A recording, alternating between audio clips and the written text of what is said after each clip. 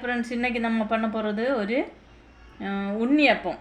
நம்ம ஊரில் எல்லாம் சொல்லுவாங்கள்ல உண்ணியப்பம், அதுதான் பண்ண போகிறோம். ஸ்வீட் உண்ணியப்பம். கேரளாவில் குழிப்பணியாரம், இனிப்பு குழிப்பணியாரம்னு சொல்லுவாங்க.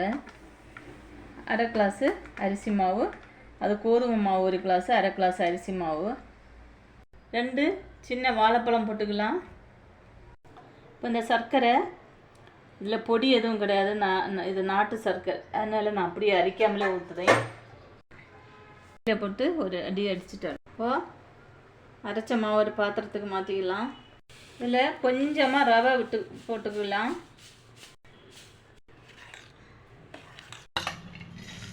இப்போது கொஞ்சமாக நெய் கடாயில் ஊற்றிட்டு தேங்காய் இந்த மாதிரி குட்டி குட்டியாக அரிஞ்சு நல்லா வசக்கி எடுத்துடலாம்.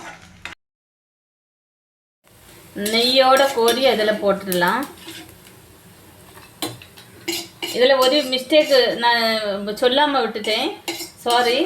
ஏலக்காய் அரைக்கும் போது போட்டு அரைச்சேன். நீங்களும் ஒரு 3 ஏலக்காய் போட்டு அரைச்சிக்கிடணும், சரிங்களா?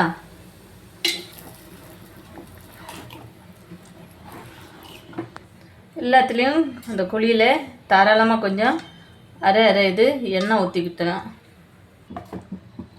இப்போ எண்ணெய் நல்லா சூடாயிடுச்சு.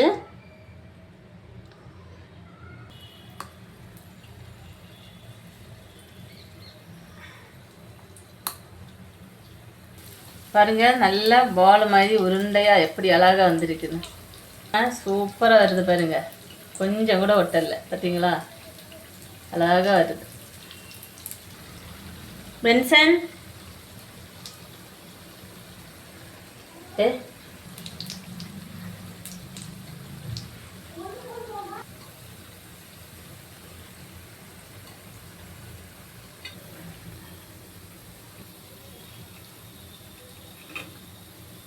இது தீஞ்சு போனதில் சர்க்கரையோட கலரு.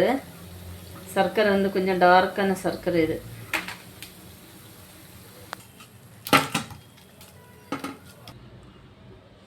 பாருங்க நண்பர்களே, சூப்பராக இருக்குது. ஸ்வீட்டு எல்லாமே கரெக்டாக இருக்குது.